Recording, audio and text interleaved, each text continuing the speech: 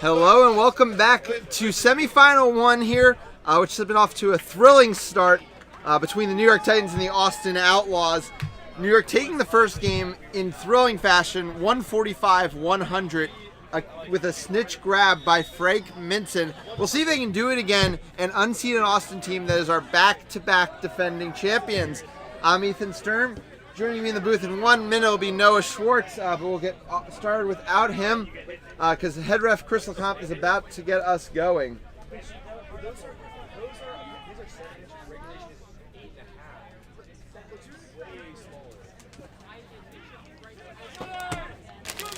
And we are live in game 2 of this series.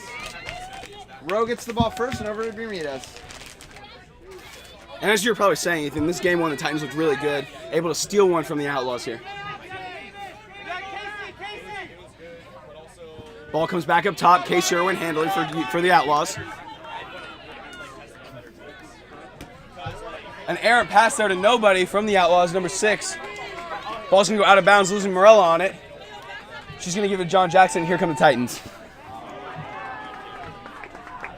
And the Titans have been tough on that late in the play defense, and it's made it harder for Austin to get the free goals that they're accustomed to. And the Titans coming out here in a 2-male beater set of Devin Lee and Tyler Walker. Yeah, both had very good shifts separate last game, but their first shift in the double beater set wasn't quite as effective. Crawford around the edge. Now it's going to be Irwin Point defending John Jackson up top. Devin Lee to provide some cover. Irwin matching Jackson step for step. Of course, one of the great values they have is Casey Irwin and her point defending. It's going to be a pass back to Morella. She's going to pass to Molly Potter. Potter's not able to handle it. It's going to be a turnover here. Yeah, I honestly don't even know if Morella got that pass off before the beat. So a quiet first minute and a half of action here. And a quick shift change here for the Outlaws. It's going to be Gregoire at keeper and Monroe at chasing. Yeah, they Augie only plays for that first possession or two before getting back in the Coffee game. Travis, of course, picked up the 2 yellow cards early in game 1, and it kind of limited his play time, I feel like. He didn't play all that much. We'll see if that changes in game 2. And we'll see how it affects the game. Cole Travis, one of their best beaters, obviously. A wide pass there for Augustine Monroe, but he's able to pick it up. Yeah, a little sloppy there from Bermudez. We got a shot from Monroe. It's not going to be good, but it's just going to be the first reset here. Devin Lee trying to chase it down. He's going to get a beat off. Casey Irwin not able to handle. Jackson right there. A bad miss there from Lee. That's going to cost them. John Jackson covering up the play nicely. And now there's going to be no butcher back for New York. Crawford, kind of a lazy point defending, is going to get a pass off, but it's a bad pass from Bermudez, the second one. Cole Travis getting the better of Tyler Walker. Monroe able to score behind the hoops. And that's the frantic pace this entire series has been played at. I mean, from one end, Devin Lee almost single-handedly creates a turnover that would have been an automatic goal into a no bloodshed break on the other end. Yeah, one beat away from a goal there for Devin Lee, not able to make it, allowed Casey Irwin to get the break started. Cole Travis, Kevin McBride, beater pair is not something we saw a lot of in game 1. We'll see if we see more of it. I think we're going to see a lot of the top lines of Austin in this game because they're not going to be messing around. And Hagag now in. They've got New York's onto a split beater set here. Travis wins an exchange with Lee, so now they're going to get to press. And Morello, that safety valve. Crawford not going to use the reset. Now he is. Back over to Hagag. Yeah, Travis probably didn't need to make that beat. He's going to lose buzzer control for it. So, and this is the look from the Titans that was really effective early and late in the games. And it's going to be Hagag who's unable to score. Real good composure by Gregoire there to stay tall on that hoop and block the dunk. A nice start defensively here from Austin. And you think that if this Titans team can't get going with this first line, they might see some trouble throughout this game. Yeah, for sure. I mean, this first line is where their points have come from. They have not gotten offense from their other lines. They've gotten decent defense, but not offense. And the difference here is a lot in the beater game where we're seeing a lot better beating from Austin as Tate K is able to create bunch of control with a beat there on Devin Lee. Monroe's got the option of Irwin on the wing, but we know how quick Jackson's closing speed is, and he's definitely leaning towards Irwin. And there's the pass. Yeah, and it's that first fake from Monroe driving that allows Irwin to come open and Jackson being forced to step towards him. Yeah, Jackson has to step to the shot, and it's up to the beat there to clean up that pass, and Devin Lee just couldn't come up with it. An early 2-0 start with Austin, but I believe they got out to an early 2-0 start in the first game as well. Now we're going to see Parada in at keeper for the Titans. And we're going to see a 1.5 here from Rosenberg, but it's just going to be stepped around. It's going to act as somewhat of a pick, but McBride really able to get back into play well. It looks like it's going to be one more pass. No, it's not going to be one more pass. We're going to see a nice play from Taylor Crawford, a nice finish there after getting slowed up initially. Yeah, Crawford actually one of the quieter players. And Gregoire wants to run here, and he's going to find Monroe, and that is going to be no good. They're going to say it was not beat, and he got that ball through on the ground. Great play there from Monroe. We're going to see what Mansfield says is the AR on this side of the field. Yeah, the only thing that could be called would be a beat. As long as he blocked it, it would be a goal. Yeah, Crawford, a kind of quiet game one, even though New York pulled the upset, but gets on the board early here. Yep, so Monroe was hit by that beat, so it will be a Quaffle turnover. 4 minutes, 38 seconds, 2-1. Tight game early.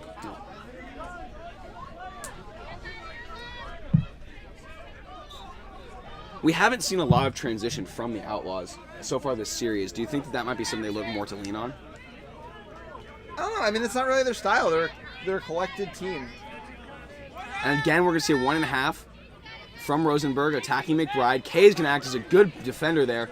McBride's going to throw the bludger. She's going to get back in the play. Morella doesn't see it. That's going to be a turnover. Really nice defense there from the Outlaws. Yeah, Kay and McBride working perfectly in sync there.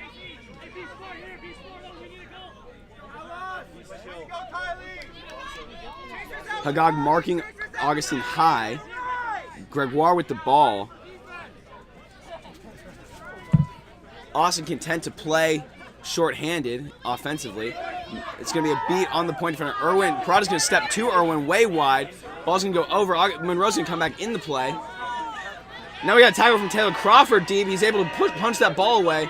It's going to be for an all for naught, though. They do get a reset out of it, but I think they lost bludger control in the process. Good high pressure there from New York, though. Not an easy thing to do. Now those Outlaws beaters splitting. One's going to come back to Hagag. Now it's going to give Monroe space to drive. Nice catch there from the Titans. She can get back into play. We're going to find a beat. I have no idea how that pass from Augustine Monroe made it to Matthew Gregoire. And Gregoire able to finish there to make it 3-1 Austin. There's a nice catch. We're going to see a sneak up from Aaron Goddessy. Goddessy pokes away from Parada. Great heads-up play there from Goddessy. Yeah, New York can't afford any mental errors if they're going to beat Austin. Nice tackle there from Hagag, but it's back to Goddessy. Goddessy looking. Goddessy and the patience to find the shot in the middle hoop. That was a really great play from Goddessy, and you need to somebody needs to be talking to Parada from the sidelines there, telling him he's got a man behind. And like you said, New York can't afford slow starts because they don't have good follow-up in their Quaffle depth. 4-1 now, suddenly the score. And some wasted possessions, as you mentioned, from New York. Now the Titans into that depth, beating-wise. Ebner and Lou's had a very nice weekend, though. Now we've got Morella up top, back to Hagag. Irwin marking him. Jackson behind the hoops. He's playing chaser. Back up to Hagag. That's a bad pass. It's going to be their reset.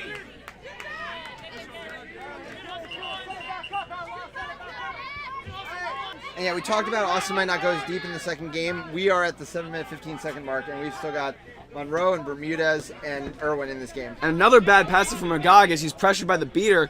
Andrews taking on the break. Andrews passing to Monroe. Monroe's going to finish around the hoops. Yeah, this is comfortable and confident so far from Austin. This is the Austin we expect to see. Yep. That first line from the Titans not able to do much, and they haven't been able to rest bludger control. We're going to see a timeout here from the Titans. They need it. Parada has to take a timeout here, and Austin, not a team known for hype, even showed a little hype in that huddle there because they know how important this game is. This is a game not just about getting the win, but making a statement that they are still the team to beat. They are the 12-0 team. The team has won back-to-back championships. That one game was more of an afterthought. You know, we talked a little bit before about how long it had been since Austin really played competitive Quidditch. The last series this season was against New Orleans Curse, who were the fifth-place team in the South Division. Washington didn't give them much of a warm-up yesterday afternoon. You'd probably have to track all the way back to the San Antonio Soldado series way back in June. This looks like a different team than the team we saw last game, just in the way that Boston Game 2 against League City was a different team than we saw Boston Game 1. Yeah, this is the first game was a great wake-up call for them, as you said. And it's really been, as you said, it's patient, it's controlled. They're not looking to run like the Soldados. They're playing in the half court. They're doing it well. And it's really, the bludger control here has been is where they've really made the difference. There was much more parity in the first game. Yeah. You gotta wonder if there was a degree of disrespect from Austin in that first game and the way they went so deep into their lines. And I mean, New York just gave them their best punch when they saw the opportunity and took it. But Kylie McBride, I think, basically played every minute female beater. I don't think Augie's been out since he subbed in at Chaser. Casey Irwin has definitely not been out since she subbed in, or since she started the game. And we do see Jack Wang now, but that's another beating partner that Kylie McBride's used to playing with, having been on that UT team. Bermuda's also no subs. And now the Titans choosing to go to a bigger line. It's going to be Hagag, Product Keeper, Jackson playing Chaser. Morella is the female Chaser. It's going to be a turnover here up top.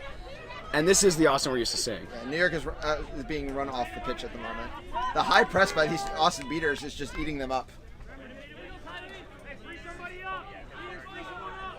Pass here to Casey Irwin in the middle of the field. Irwin back to Monroe. Monroe's going to look to drive. Monroe's going to look to shoot. It's an easy goal there from Augustine Monroe. Yeah, and even a little bit showboating from Monroe, which is not something you see very often. But 6 goals in 8 minutes. That's a nice offensive performance. Yeah, it's playing the game really well right now. We're going to see Tyler Walker in at... And Wang's going to take every chance he can get to press. He does lose budget control for his efforts there, though. It's a bit of an inexperienced error there. That's just too early to press. They need to cross into the first half.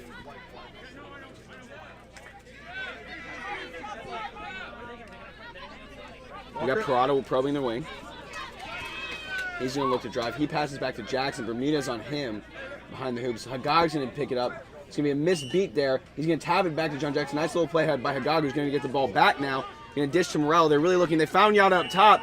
Nice tackle from Bermudez. It's going to be a dang tackle.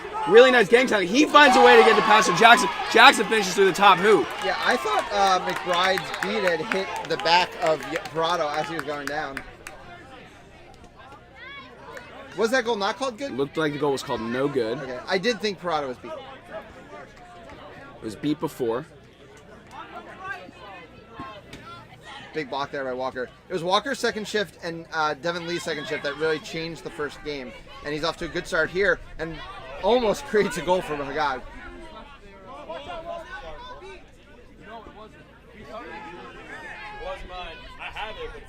Monroe with the quaffle up top. Jackson marking him. Jackson's going to get beat out. Walker's going to step up. Got to see on the wing.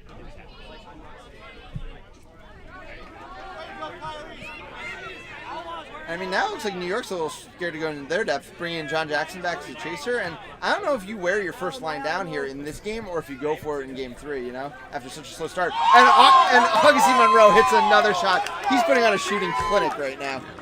The classic push pass into the far hoop. Suddenly it's 7-1, Austin. Yeah. Titans are going to have to find some joy somewhere. It will probably be in trying to wrest bludger control back. But even with it, their offense hasn't looked good so far. Now they go into their depth a little bit, getting Jackson off the field. We've got Garfinkel in. He's been a nice surprise for him. Crawford's going to be flanking him on the wing. We'll see if Crawford can provide some... I think a new ball handling look is the most important thing that Garfinkel can provide. They've just been seeing the same look at point for so long. And it's Irwin at point, who's been really solid up there. Garfinkel makes a mistake there, throwing it over Morello. And now Goddessy on the attack. He's able to close down on Crawford, and it's a turnover. Nice defense again. Monroe looking to run. He's going to slow it down now. Walker wants to press. Andrews with the ball. And that high press from Walker, a little impatient. Crawford makes a nice tackle, but it's not going to matter. He's still going. Can't make a second. And it was an over-aggressive Tyler Walker that allowed Monroe so much time to get up the field. If you need a reason on why Augustine Monroe is widely considered the best player to ever play the game, I will show you the tape of the last 12 minutes. Yeah, he really has been the best player on the field so far, hasn't he? I mean, he has to have 5 or 6 of those 8 goals. And Casey Irwin's point defending, as you said, can't be understated here. She's done a fantastic job with everybody she's faced so far. It makes it so you have no bad mismatches. And now we're going to get more press from the Outlaws. Yeah, Garza finally in for Monroe here. Yada jogging back to touch the hoops. It's going to be okay here. Molly Power with the ball. She's unable to handle it. Almost a turnover there. Yeah, and like you said, Yada's looking a little slower now. He's just played so many minutes, and you wonder at what point do you pack it in for game 3, right? And this is what I was saying earlier. I think the Outlaws were never going to lose this game. They've been challenged. Nice as the ball gets turned over to Casey Irwin. Yeah, they've been challenged. They got beat. And now here they're coming out swinging again. I'm expecting this. I also expect that we'll have a good game 3 as well. And by the way, you were talking about, do you think Austin will ever push the ball? I think that was your best example. Casey Irwin caught that ball. Arian tried to go streaking down the way, and Casey's like, nah, I'm going to throw it all the way back behind my hoops. We'll do it in the half court. Traded beats up top. A bad pass from Gregoire. Yeah, Irwin fault. unable to get there. Parada going to look for Garfinkel. Garfinkel has no blooder situation, going to pass to Crawford. Now we've got some life here. Yeah, Crawford, again, only 2 goals of the game so far for the Titans. Just such an important piece for them this weekend. But it's really we like to talk about, sloppy play, a lot of sloppy play in Quidditch in general, and it's that Austin first line that is so precise, but then the second Augie's out, and Gregoire just overthrows Irwin by a little bit, and that creates a goal in the other direction. And you see how much, in any sport, but especially in Quidditch, the fundamentals matter so much. Being able to pass, catch effectively, perfectly every time is what separates good teams from really great teams. Austin has to use a reset there. Their Molina line is being challenged a little bit more, though they do have bludgeon control now. And they're going to call a beat before on Casey Irwin. Would have been a goal. Walker taking a sub out. Now you've got Austin, who's kind of having Boston's problem for the last game of when you go to your third beater line and it's struggling a bit, when you have to pull the plug before the game gets close again. They do have bludgeon control. Yep. And Devin Lee's going to find his way back into this game. He was a real stud player for them last game. Nice block there. But Molina gets caught out of position now, which means his partner's going to get attacked. Yeah, and we'll see how much this. I think Titans are going to find a lot of trouble here without a nice tackle by Jackson at midfield. Jackson's going to get called for coming off his feet again. Same call he got in the first game. Unless this ball is going to get in the hands of Jackson Garfinkel, I don't see how this Titans line is really going to be able to score points here. So that's the same call that was on Jackson in the first game. You can't leave your feet in the tackle in Quidditch.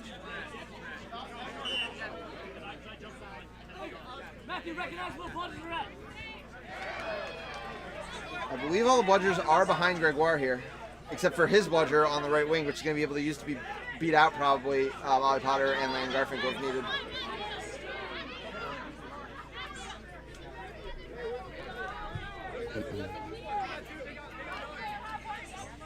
Still unclear. What's the game plan, boss?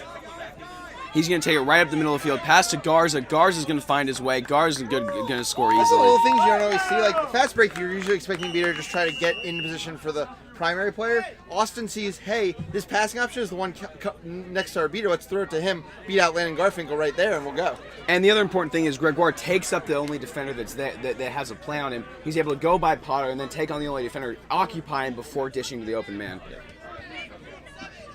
9-2 now at the 15-minute mark. Sweet Garfinkel up top. Swung out wide. Ball's going to go back to Jackson. He's got to have the ball here. Nice pass to Garfinkel. And unless it's Jackson to Garfinkel, this line's going to have a lot of trouble, but that's exactly what they're looking for here. Yeah. I mean, Garfinkel's been such an important piece. Like, we talk a lot about some of the other major additions, Tyler Walker coming in this Titans team, John Jackson coming in. Landon Garfinkel, a player who's only been in the college program, competent enough ball carrier to play on this huge stage against these super veteran Austin players. It's a real credit to him. I'm not sure who called the timeout there. I would assume it was Austin. Yeah. I think Austin called the timeout. I think they just want to make sure nothing goes haywire here, right? They're in control of the game. This isn't the kind of team that blows leads or anything like that. They want to say, here's what we need to do. We need to get through these next 5 minutes with a comfortable lead.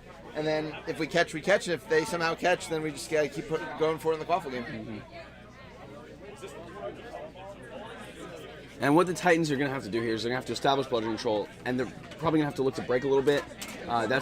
These transition plays are where you're going to be able to find the most opportunities to score. So right after this game, you can join us for Game 2 of the series between the Boston Knight Riders and the San Antonio Soldados. Of course, Boston taking the first one in that one. If Austin does come away victorious here, then Game 3 of the series will also be on the same stream right here on Pitch 1, immediately following that game. If Boston and San Antonio have to go to 3, it'll be immediately following that one. That'll all lead us up to our final, which will be played at 4 o'clock this afternoon right here on this stream, featuring obviously the winner of both semifinals, and we will crown a new MLQ Cup champions, or if Austin can turn things around here, give it to Austin for a 3rd consecutive time. But if we do, it'll be harder than it's ever been before, because each of the last 2 seasons was undefeated runs to the title, and New York has made sure that's not happening again here.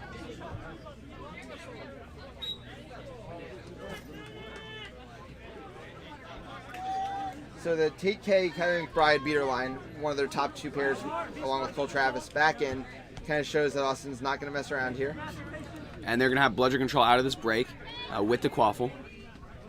This will be Gregoire probing. He's going to look for a shot. It's not going to go down. I don't mind the shot. He just couldn't convert it there. No Augie Monroe shooting day here.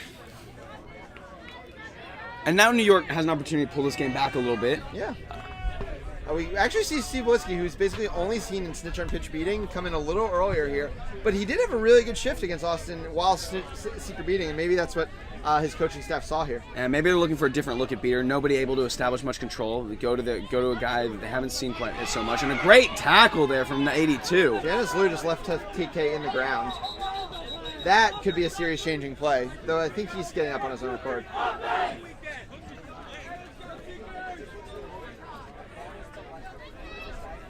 Looks like Tate K just a little bit of a knock, but really great tackle there from Liu. If you can see that kind of aggressiveness, that's exactly what we want to see from your beaters. It is going to be a yellow card, though. Yeah. And that's going to be most likely goal the other way now for Austin. It'll be a quaffle turnover. Bludger control go to Austin.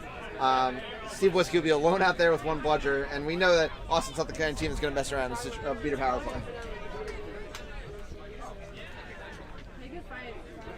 Still, though, Austin struggled to score against this New York team since Augie Monroe came off the pitch. And that's still a testament to the defense that New York's played this weekend.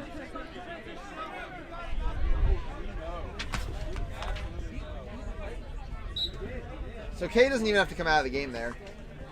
And it's going to be passed over to Bermudez, and nicely done there from Austin. He ended up being the beneficiary of the foul being called because then it wasn't an injury timeout, so he didn't have to sub out, and he was able to run the fast break. So a good break there for Austin that Kay looks just fine, and a good break in that they now have a 7-point lead at 10-3. That was really a momentum-shifting foul. Yeah, definitely. If there's no foul called there, if the foul isn't made, then New York has an opportunity to scratch back in this game a little bit. Now, obviously, much harder. Garfinkel up top. Bermudez they're gonna have a pickup there. Good beat by McBride. Godsey going the other way. Godsey with his eyes up. Godsey picking his way through. Godsey tackled. That's more of that great defense we've been seeing from New York. Yeah, great swarming defense right there at the hoops.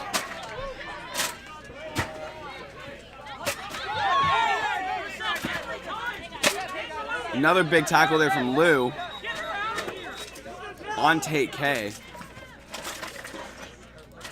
Fiery Austin sidelines as K is again tackled by Liu. Let's see if there's a call. Also, Brian, Hazlitt now in at keeper for the first time in the series. We saw him a little yesterday. We talked about him having a bit of a rough regular season, also a bit of a rough Saturday. Probably why we haven't seen that much of him. But that could be a testament to New York saying, okay, maybe it's time to get ready for Game 3 here. We can't run Parada and Jackson into the ground. And during the stoppage, let me remind everybody, if you're to go on Twitter, it's hashtag MLQ Quidditch. MLQ Quidditch. They're giving away if you enter, you can enter into the raffle by answering some questions, and they're giving away spike ball kits and Starbucks coffee gift cards.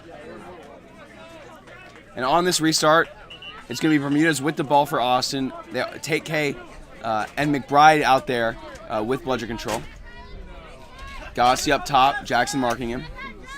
Anderson coming for the pick. It's going to get the switch to Potter. Jackson's going to get beat out. McBride's also going to beat it out, but it's not going to matter because Andrew's going to hit the shot there.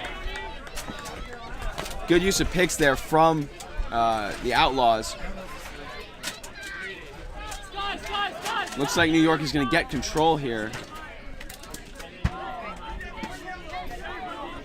So New York with bludger control. Going to come back into the play.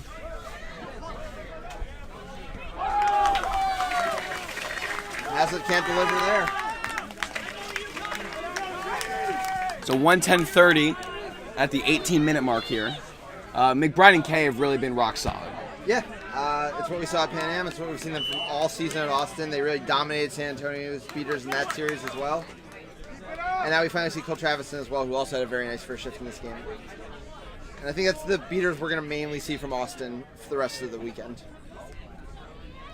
Yeah, I don't imagine they'll go too much further into their depth at this point. Finding some time to get a little depth out there, though, in the quaffle game right now, which is also important because they do have a lot more games to play.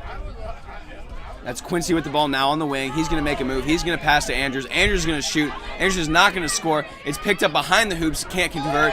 And Andrews with the nice rebound, just hustling more. It's actually Anderson. Anderson. From UT. All their keepers have very similar last names. Not your fault. Anderson out of the UT program. Real mix of young and old UT on this Austin roster this year. Jason Rosenberg finally coming back in the game. He had a bit of a rough first shift at beaters in this one. Yeah, they used him mostly in the 1.5, and it didn't work very well. Kay and McBride worked well together to nullify it. Not going to be using the 1.5 here. Hagog's going to try and put some moves on. He's going to dish behind to Parada, who's going to try and make a pass to Pollard. It's over her head. She's tracing it down, but it's going to be a turnover. A bad pass there from Parada. So I wouldn't be surprised if Austin holds for last possession here. They've only got 35 seconds before the 20-minute mark.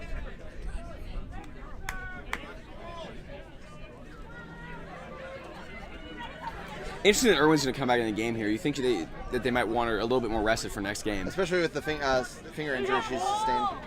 Cole Travis dominating beater play out there right now. It is part of just transition to a two-male beater set, though, that she did come into back in the game.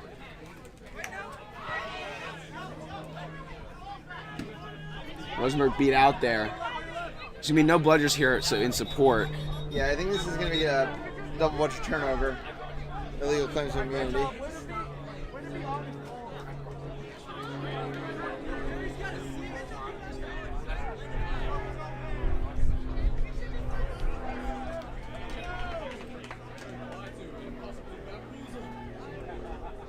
Yeah, no matter the results of this game or Game 3, I mean, it's been a heck of a weekend for New York. They took down San Antonio in the primary bracket. They got to win off of Austin. They've had to play a lot more games than like this Austin team or this Boston team. Yeah, they've really looked out there, and they're going to have an opportunity for a winner-take-all match in Game 3 if this game does go to Austin.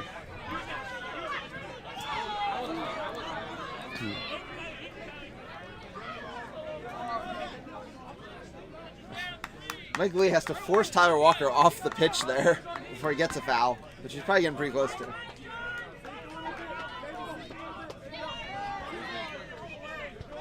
Brought it out with the quaffle. Agog able to get by Irwin there. He dishes to Crawford, and Crawford with another goal. Yeah, that's now 3 of the 4 goals in this game.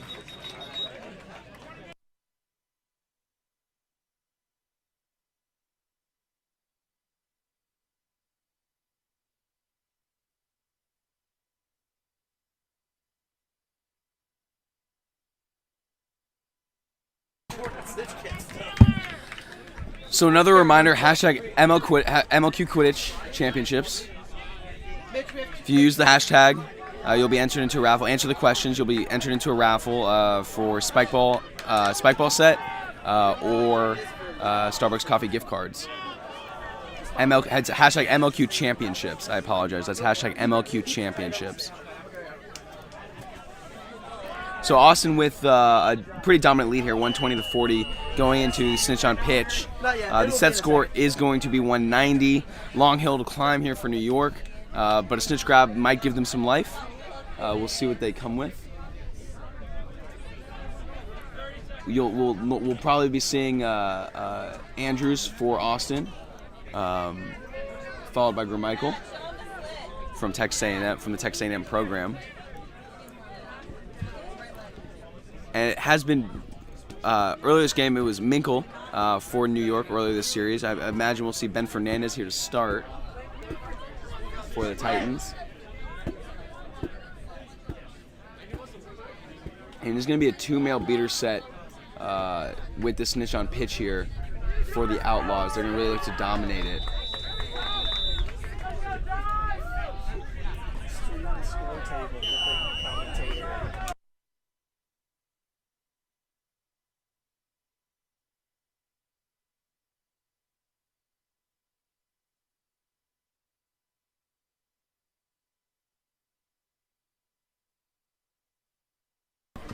So again, that's hashtag MLQ Championships. To be entered in the raffle, you've got to answer a trivia question or two. Spike ball sets being given away. Starbucks gift cards being given away. I don't even have to pay no for this advertisement. It's great. Maybe I should ask to get paid. And it is going to be Andrews for Austin at Seeker. So that scored 19. Game is 12-4. But we saw, just kind of based on that San Antonio Boston game, how quickly a snitch grab for the team trailing can affect the game. And some nice life for the Sodalos versus Boston there. We'll see if the Titans can find any joy in this last bit. So New York's actually going to do the same thing that San Antonio did and put a female seeker into the game. Sorry, a non-male seeker, in Micah. Let's go, Josh! Let's go! Matt Cooper, our snitch from UVA, has done a very good job all weekend, but Josh Andrews with a quick grab here. Pretty pumped, too. I mean, why not? Yeah, Matt Cooper's a great snitch, and he just took him apart. Matt Cooper, who's done a really great job all weekend. Potentially caught quickly here by Josh Andrews. Just all weekend, for a few years now, has been one of our best snitches. Hey, sometimes you just get the right move in the right matchup. Yeah, absolutely. Well, a good catch here would, of course, seal the deal on this one. It would be Austin needing 3 more goals and New York needing 15 more goals.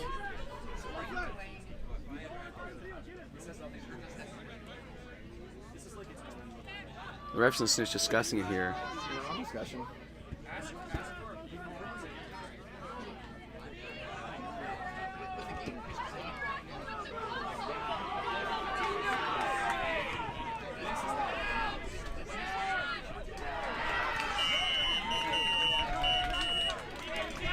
Ked's going to get called off here. I couldn't quite hear the reason from the refs.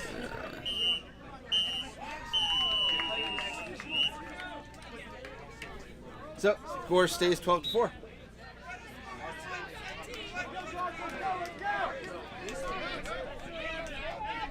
High press here from New York. And we'll see what Andrews can do with some more time here. He's still shooting around the back of Cooper very effectively at the moment. That size difference could be. And Taylor Crawford with a nice play there. A missed beat by Rosenberg. He's had a tough game so far. McBride to get the ball in the corner. Rowe trying to get by Parada, and he does.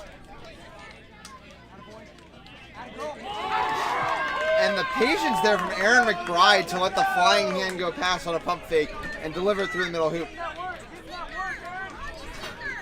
Andrews with lots of time here with Matt Cooper.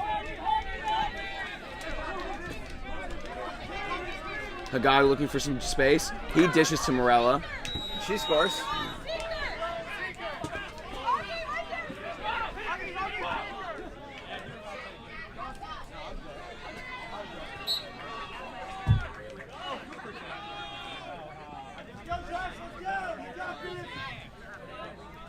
Gregoire with the quaffle up top.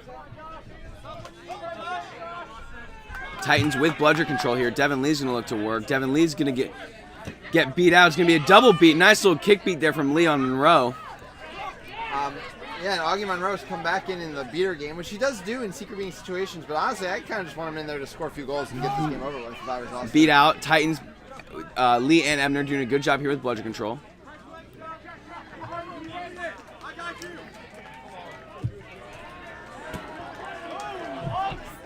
Lee beat out there. Gonna give bludger control back to Austin. Now it's Gramichael in for Austin. Kay, a great look into the quaffle game too, and gets the beat on John Jackson that forces the turnover. Kay and Monroe is a scary beating pair, to be sure. Ebner there trying to adjust his glasses, gets beat up by Kay. Bermudez absorbs contact. Oh, the backhand, I don't think Matthew Gregoire was ready for. Hagag is injured. He's down. It's a goal from Austin, but Mo Hagag has gone down here, and that could be big. He's going to look to sub out. Yeah, that's the kind of loss that New York can't take. Yeah, like, absolutely can't afford. They struggled to score kind of all game here. But when they did in the first game, it involved him a lot. Michael now in for Austin, and Janice Liu now in at seeker for New York.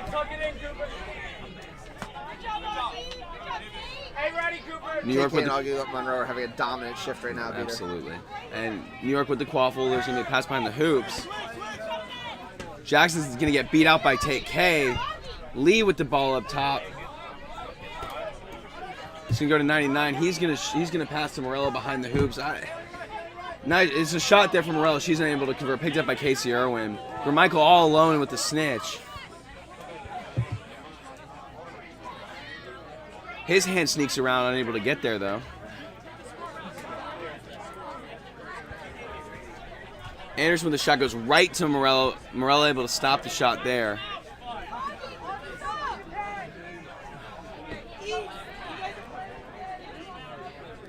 And it really has been a dominant shift from Kay and Monroe. I mean, it's just the athleticism that Austin has always had in its beater game compared to other teams. That it just, in the secret beating situation, it's all about just chasing down bludgers. It's all that matters.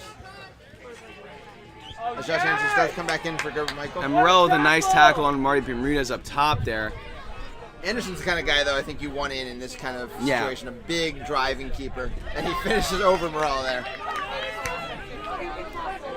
Oh, and Andrews is finding a lot of opportunities here. 4 more goals or a snitch catch, both good for an Austin win at this point.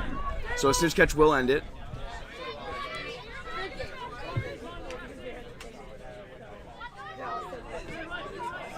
Walker tries to exchange beats with Monroe there. Jackson dishes to Lee, comes back to Jackson. Nice little give and go there, but it's a great defense from Anderson. Yeah, we're going to tackle from behind for sure there on Bermudez.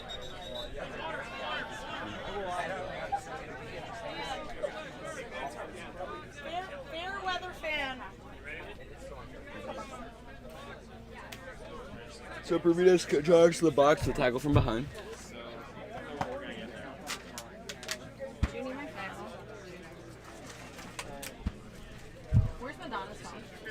A huge block there by Anderson on Jackson's shot, though. That was going right through that hoop, no doubt. And Molly Power's going to get to reset here across the entire line. And Andrews can't interact with this. That's what she chooses to go behind him. She scores. She puts it through the hoop. The guy clutching his ribs and is headed over to the trainer tent. Not a good sign for New York. So, again, I mean, you're not going to risk him anymore in this one anyway. You got to prep for game 3.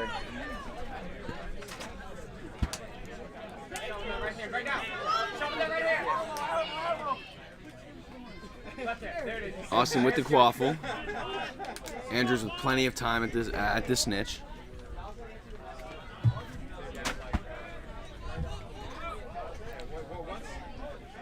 He toes the midline there. And Andrews is slow to get up there. McBride beat before she can shoot there.